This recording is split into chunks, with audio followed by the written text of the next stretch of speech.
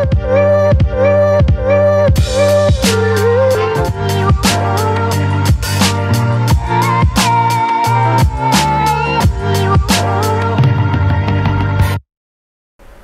sepak bola, teman-teman netizen atau warganet yang saya hormati semuanya. Selamat bergabung kembali ke konten terbaru dari channel YouTube Triple B. Dan di konten terbaru hari ini saya ingin memberikan analisa dari pertandingan English Premier League antara Chelsea versus Manchester City yang berakhir dengan hasil imbang 4-4.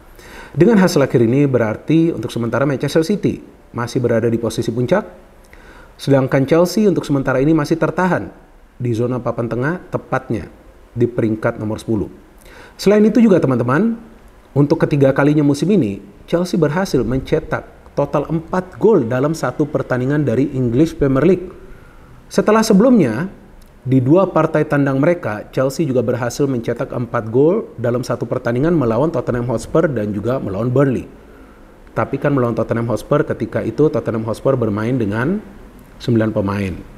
Dan Burnley kita tahu bukan merupakan tim papan atas. Tapi luar biasa di pertandingan semalam, lawan Manchester City yang kita tahu adalah tim yang kuat, yang merupakan juara bertahan dan favorit juara dari English Premier League musim ini, Chelsea berhasil mencetak total 4 gol. Padahal kita sama-sama tahu kesulitan Chelsea di awal musim adalah dalam urusan mencetak gol. Tapi sebaliknya, Chelsea juga kemasukan total 4 gol. Artinya untuk pertama kalinya musim ini Chelsea kemasukan total 4 gol dalam satu pertandingan dari English Premier League. Nah, ini yang menjadi catatan yang harus diperhatikan oleh Pochettino. Boleh bermain terbuka, tapi jangan lupa juga meminta para pemain harus bisa melakukan pressing di tengah. Apalagi ketika lawan tim yang kuat. Sebelumnya juga lawan Arsenal kan seperti itu. Ya, Chelsea kemasukan 2 gol kan, padahal mereka sudah unggul 2-0. Jadi di pertahanan dan di tengah ini harus kuat juga pressingnya.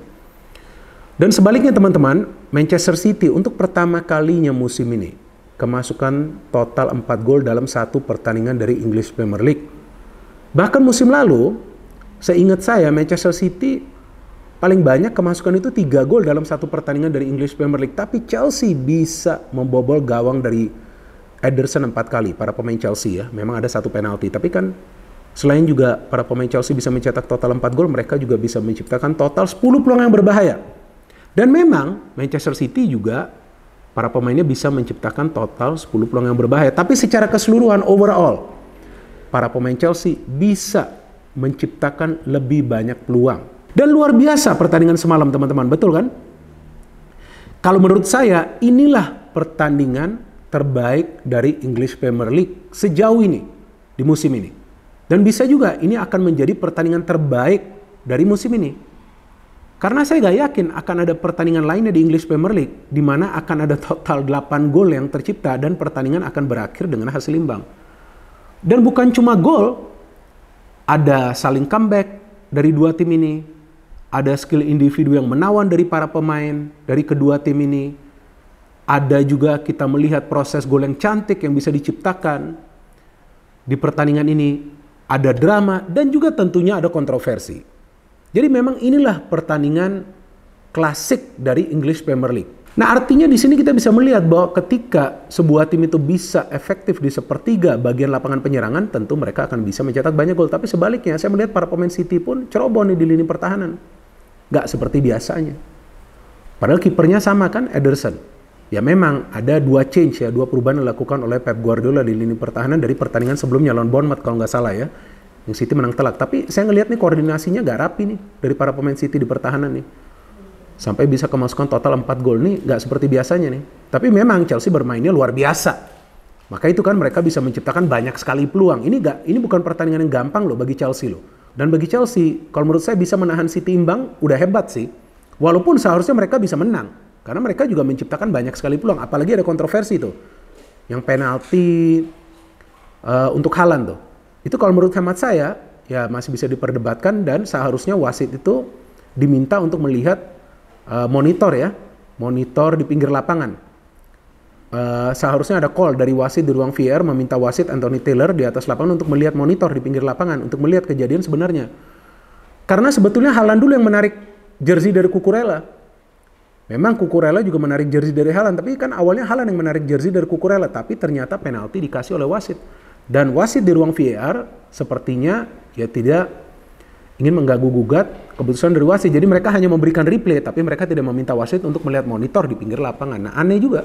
Lagi-lagi inkonsistensi dari wasit di Liga Premier Inggris. Tapi kan Chelsea luar biasa, walaupun mereka tertinggal, mereka bisa comeback. Benar kan? United aja kita lihat kalah di kandang sendiri kan, dengan skor 0-3. Gak bisa mereka memberikan perlawanan kepada Manchester City. Dan Manchester City ya, kita tahulah, kalau De Bruyne kan sudah lama ya cedera ya, tapi Rodri kan main kali ini. Waktu lawan Arsenal kan Rodri gak main. Cuman saya melihat masalah bagi Chelsea adalah ketika memang mereka terlambat melakukan transisi negatif. Jadi transisi negatif itu juga sangat penting teman-teman. Nah, City bisa cepat melakukan transisi negatif, cuma sayangnya para pemain di lini pertahanan itu jaraknya agak jauh. Sehingga kita bisa melihat para pemain Chelsea bisa memainkan kombinasi passing.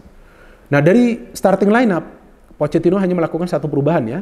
Colwill yang tidak bisa bermain, kali ini Cucurella yang dimainkan. Sisanya adalah pemain-pemain yang sama yang menang, yang turun di pertandingan ketika Chelsea menang lawan Tottenham Hotspur kan. Sedangkan dari City ada 3 perubahan yang dilakukan oleh Pep Guardiola, yaitu di pertahanan Diaz bermain kembali dengan Guardiol. Jadi Nathan Ake dan Stones tidak bermain, dan di tengah Kovacic tidak bermain, dan kali ini yang bermain adalah Foden. Foden dan Silva luar biasa permainannya. Mereka adalah perancang serangan dari Manchester City, tapi juga didukung oleh Rodri. Doku mainnya luar biasa ya. Ini sepertinya Grealish akan sulit ya masuk ke dalam starting lineup ya, mainnya bagus sekali dia. Dan di depan seperti biasa Erling Haaland ya, sulit banget menghentikan dia mencetak gol. Seharusnya dia mencetak hat-trick karena dia total mendapatkan 4 peluang.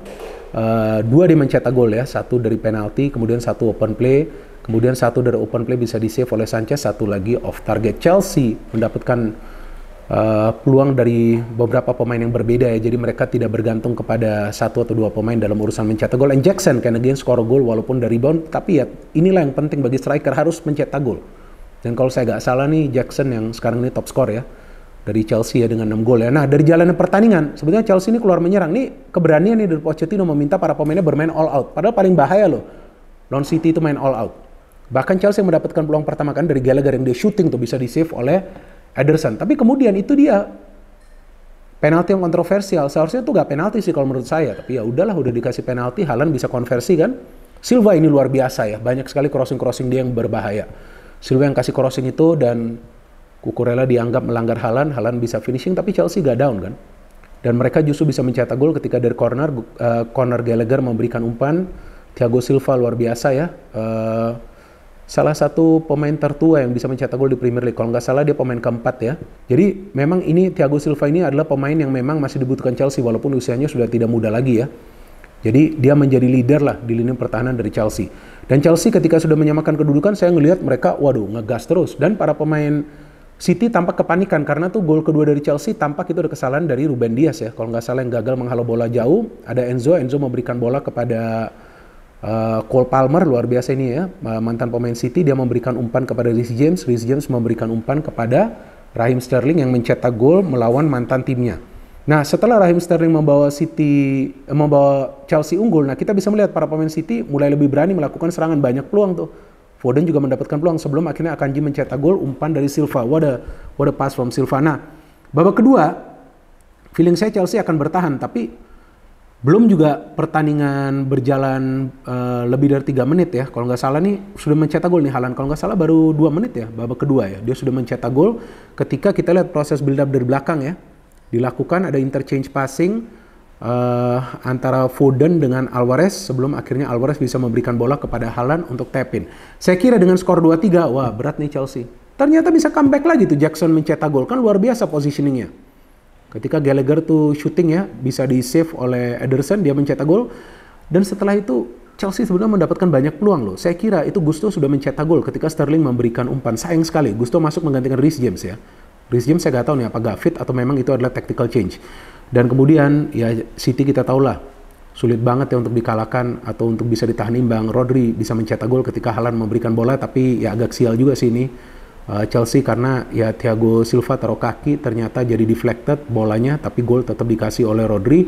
3-4 saya kira Chelsea akan kalah, tapi gila fighting spirit dari para pemain Chelsea dan mereka bisa menyamakan kedudukan ketika Broha dilanggar oleh Diaz, jelas itu pelanggaran, ini gak ada kontroversi, dan Cole Palmer bisa mencetak gol lagi. Kalau nggak salah Cole Palmer ini sudah mencetak 4 gol dan 4-4-nya dari penalti. Dan yang unik di pertandingan ini Dua mantan pemain dari Manchester City bisa mencetak gol, Cole Palmer dan juga Raheem Sterling. Nah, apa yang bisa kita pelajari dari pertandingan semalam teman-teman adalah ketika sebuah tim itu efektif di sepertiga bagian lapangan, mereka juga harus bisa melakukan pressing di tengah. Nah, dua tim ini sebetulnya gagal melakukan pressing di tengah sehingga permainan berjalan terbuka dan mereka bisa mencetak masing-masing 4 gol dalam satu pertandingan ini. So this was a fantastic match. Tapi kalau saya melihat permainan Chelsea, mereka ada harapan untuk bisa finish di zona papan atas. Mungkin bukan di zona 4 besar, tapi sepertinya di zona 5 besar untuk bisa bermain di kompetisi antar klub Eropa musim depan. Karena sekarang nih Pochettino tentunya sudah punya struktur ya, starting 11 dari Chelsea, karena di pertandingan ini pun dia hanya melakukan satu perubahan ketika Colwill tidak bisa bermain.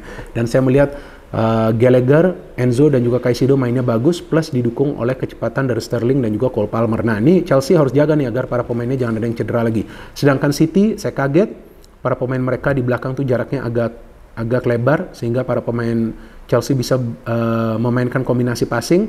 Tapi saya melihat tetap saja City adalah tim yang berbahaya ketika mereka sudah memasuki sepertiga bagian lapangan, dan serangan yang mereka bangun dari lini pertahanan itu terlihat begitu efektif ketika mereka bisa melibatkan sampai 5 pemain untuk bisa masuk ke jantung pertahanan tim lawan agar bisa menciptakan peluang. Jadi kita tunggu saja teman-teman pertandingan selanjutnya dari English Premier League yang saya harapkan akan seseru.